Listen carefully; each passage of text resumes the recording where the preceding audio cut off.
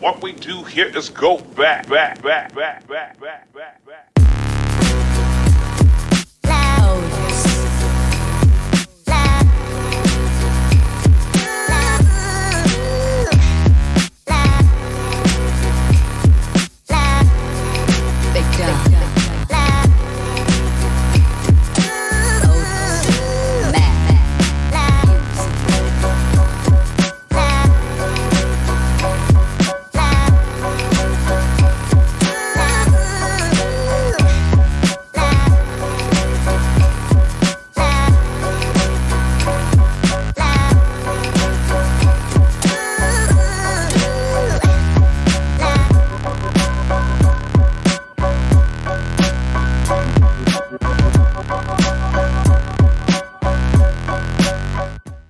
Hey everyone, it's actually Jeb Bush. And if you couldn't tell by the title of this video, the intro, or the immaculate drip, we are back and we are talking some more Flowty. So in the first video, we talked about Flowty as a whole and the resources that they provide. We took a moment off of Topshot and sent it to our third-party Blockdo wallet. Then we took a moment that was in that wallet, sent it back to Topshot, and we finally took a moment in our third-party wallet and created a live rental listing on Flowty. So if you haven't seen that video, I highly recommend you go check it out before continuing with this one. I'm going to leave a link in the description and it should also pop up right here. And if you have any questions afterwards or some things weren't clear, I highly recommend you join the Flowty Discord, which will also be linked in the description below. It is full of people who really know what they're doing and would love to help you make your first listing, whether it's a rental or a loan. With that being said, let's go ahead and list our first loan on Flowty.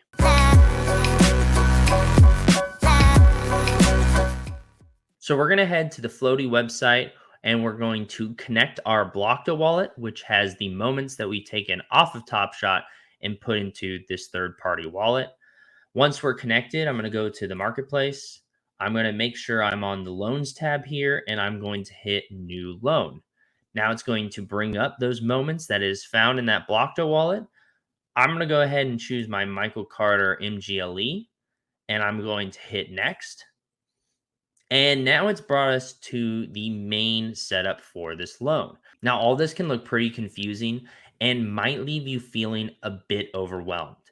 Even if you are someone who has read all the Flowty articles and really done your research to this point. Luckily, there is a very informative diagram that I have taken from a Flowty article, which will be linked in the description below, that explains each field in detail. We're going to use this diagram to go step by step through each field. And hopefully by the end, you'll have a much better understanding of how to create a competitive loan on the Flowty marketplace. However, before we do that, let's make sure we have a basic understanding of how a Flowty loan works.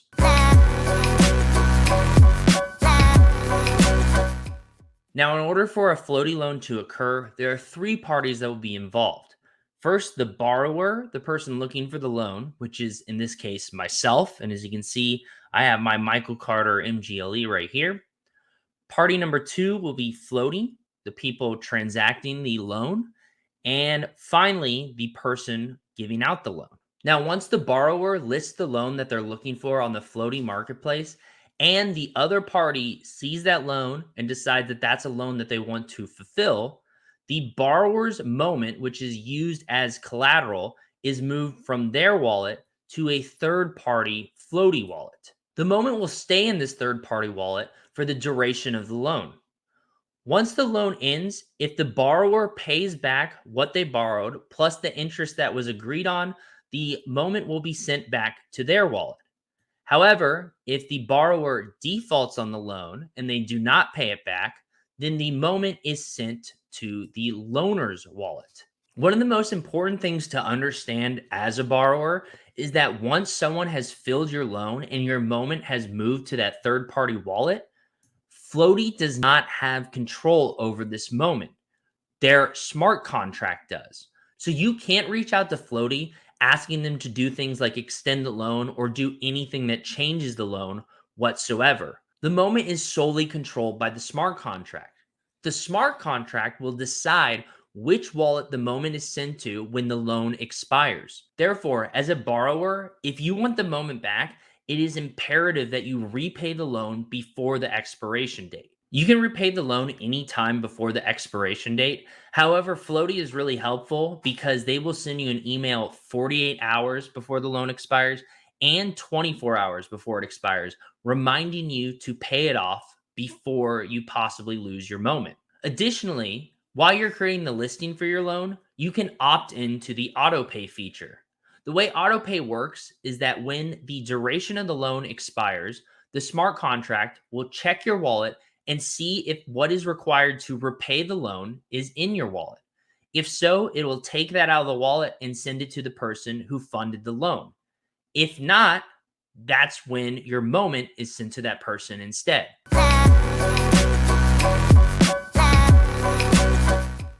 All right, now that we have a better understanding of how floaty loans work as a whole and the implications involved, let's go step by step, making sure we understand what each of these fields are as we create our floaty listing. So the first field we have right here is the token field. Just like with the rentals, this is you determining how you would like to receive your payment. So I'm going to leave mine in USDC, but you can also receive it in Flow, USDT, or FUSD. There is a handy dandy floaty article, which I will link above, that will give you more information on how to choose the correct token for you. Now, the next field here is how much I, as the borrower, want to receive if this loan is funded by a lender. Now, Floaty is not legally allowed to suggest how much value you should be trying to extract from the moment that you're putting up as collateral. However, that number that you put in the borrower receives field is really one of the biggest contributing factors as to whether you have made a competitive and good listing that someone would want to fulfill. So even though we're only on the second field here, I think it's important we take a quick detour and discuss it a little more in depth.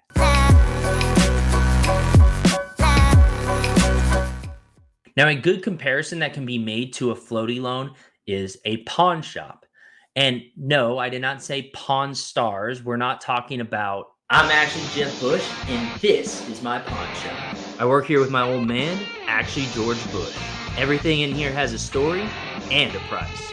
One thing I've learned after 18 months is you never know what's coming through that door. All right, let's see what you got. This is one of those top shots, right? LeBron TSD badge. Interesting. It has a champ badge as well, I see. 69 bucks is the best I can do. Yeah, definitely not talking about that. And I'm also not talking about what a pawn shop has kind of become known for, which is being somewhat predatory and shady. I'm talking about it more as a pure concept. In this hypothetical, when you bring something to a pawn shop, they determine the value and then they offer you 30 to 50% of that value as a loan. That way, two things here are achieved.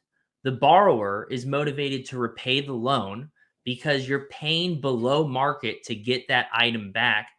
And the lender has a margin of safety that if that item falls in value, they still are able to make some money. And because Top Shot moments can be extremely volatile, I think asking for 30 to 50% of the moment's value is a good rule of thumb for creating a competitive listing on the loan marketplace. One quick way to do that is to start by looking at the moment ranks value here.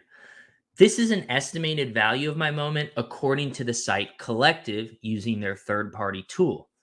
I also highly encourage you to look on the Top Shot marketplace itself and determine what you think a fair price of your moment is. Once I've determined what I think is a fair and competitive price of my moment, which in this case, I agree with the moment ranks value at 44, because that is the current floor of this moment on the Top Shot marketplace. So I'm going to ask to be loaned 30 to 50% of that value.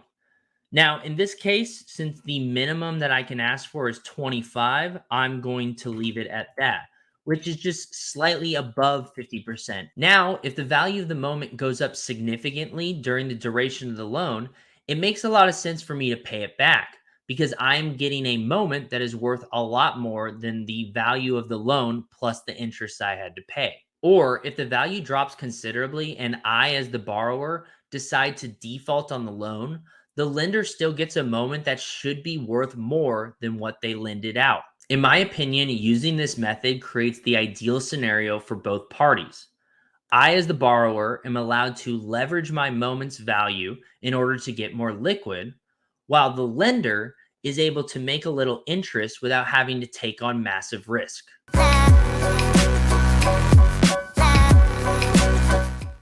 All right, so now that we've decided how much we want to receive for our loan, the next step is determining the borrower rate, which is just going to be the interest rate charged to us for taking that loan. So in order to keep the math simple, I'm just going to put 10% here. And then finally, we have how long we want this loan to last. It can be 7 to 150 days. I'm going to go ahead and put 90. And there we go. We filled out all the fields from our borrower perspective. And as you can see, the rest of the fields have now filled out. So let's go ahead and review the rest of the fields and what they mean. So first we have the borrower APR. Now, APR stands for annual percentage rate, and it basically means the cost for you to borrow money. The higher the percentage, the higher the cost. And the last one in this segment is the borrower repayment. This is the total amount owed by you, the borrower. Now, if you look at these two numbers and you feel like they're a little too high, you can always play with the percentage and the duration in order to change them to something you're more comfortable with. So let's say we wanted to do 5%. You can see that the borrower API is down to 20%, and now I'm only repaying 26.25. But let me change that back to 10%. Once again, just makes the math a lot easier here. So now the next box here is the details. The first one right here is the borrower receives. It's going to match up here, this field exactly, as you can see. The next field is the collection royalty field. And it's important to note that this is not a Flowty fee. This is the percentage that is set by the original issuer of the NFT. So in this case, Topshot. This is the Topshot marketplace fee. When a lender funds a loan, they pay the collection royalty fee, and it is held in the smart contract. If the borrower repays the loan, that collection fee is sent back to the lender, along with the loan plus the interest that they receive as well. However, if the borrower defaults on the loan, then that NFT will be sent to the lender. In addition to that, the royalty fee will be sent to the original issuer of the NFT. So in this case, Topshot. This is to ensure that people don't abuse the Flowty platform and just use it as a way to bypass the Topshot marketplace fee. So after what ends up being, in this case, the Topshot marketplace fee, we have the actual Flowty fee. Now, Flowty just takes 10% of the interest payment from the borrower. So they do not take a percentage of the actual loan, only of the profits that the lender will make. Finally, in these last two spots, we have the loan amount. This is how much the lender is going to be sending in order to fund the loan. And then we have the loan rate. As you can see, the loan amount matches the loan amount over here on the marketplace preview, and the loan rate matches the loan rate here. Now, when you're looking at this whole page big picture, it's important to remember that this left side here is the borrower perspective, or you, because you're going to be the one filling this out. And then the right side here is the lender perspective, because this is what it's going to look like on the Flowty loan marketplace. So don't get these numbers confused with these numbers. There's some matching, such as the loan amount and loan rate we pointed out. But as you can see, the APRs here are different. And that's going to be because this APR is how much the borrower is paying. This APR is how much the lender is making after the Flowty fee is removed. So all these numbers look good to me. I'm going to go ahead and hit next. Now we have the agreements and the ability to enable auto payment. We discussed auto payment before, but basically, if you enable it when the loan expires, the smart contract will check your wallet to see if the funds are available to pay it back.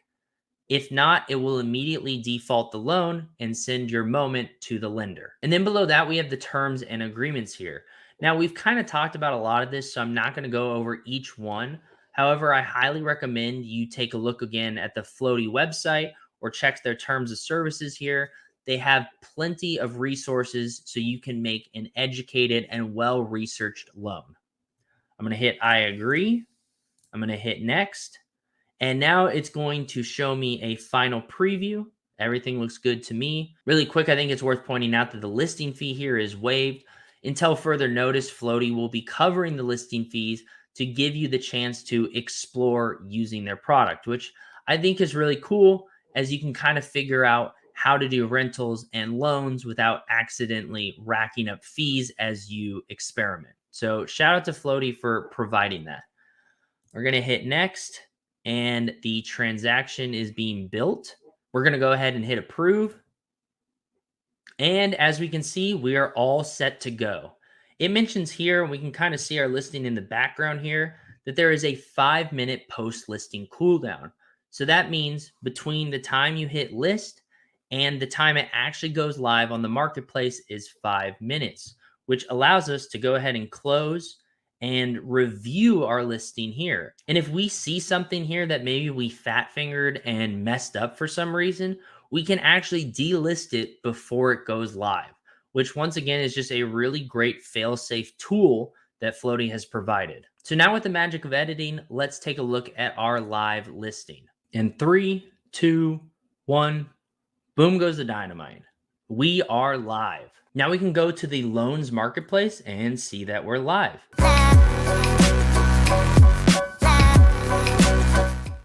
We created a successful and competitive loan on the Flowty marketplace. Now, really quickly before I wrap this video, I want to talk about the loans from the lender perspective here. I think it's worth noting that when you want to cruise through some of these possible lending opportunities you can give, you can go ahead and set a filter. You can look at the amount, the loan rate, the APR, or the loan to value percentage, which I think is very helpful. You can do it by token. And finally, something that I think that's worth noting for both the borrower and the lender is that this marketplace is full of unfunded loans. So looking at these may not be the best basis for creating a loan or deciding if you should fund a loan. A better way to do so is go to the activity tab and look at loans that have already happened. So we can go to this filter and choose funded. And as we can see, we have all the loans that have been funded within the last couple of days. One of the best parts is you can look at all the stats here and kind of use it to build a more complete and better idea of what loans are funded if you're trying to be a borrower, or what loans are good to fund if you're trying to be a lender. So I think I'm going to end the video there. Thank you so much for taking the time to check this video out. And thank you to my friends at Flowty for partnering with me once again. If you have any questions, please feel free to leave a comment below. And I highly encourage you to join the Flowty Discord.